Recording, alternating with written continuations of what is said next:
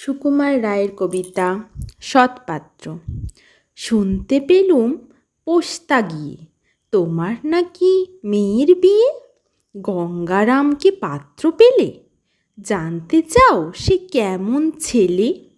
মন্দ নয় সে পাত্র ভালো, রং যদিও বেজায় কালো। তার ওপরে মুখের গঠন অনেকটা ঠিক পেঁচার মতন। বিদ্যে বুদ্ধি বলছি মশাই, ধন্যী ছেলের অধ্যাবসায়। 19টি বার ম্যাট্রিকে সে ঘায়েল হয়ে থামল শেষে।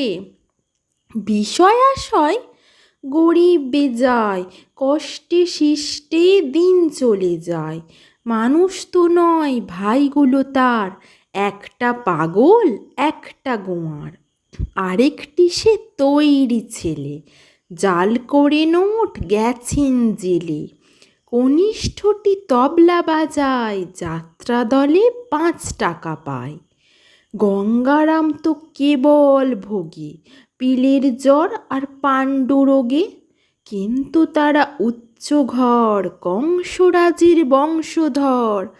শ্যামলাহিড়ি বনগ্রামের কি যেন হয় গঙ্গারামের। যা হোক এবার পাত্র পেলে, এমন কি আর মন্দ ছেলে?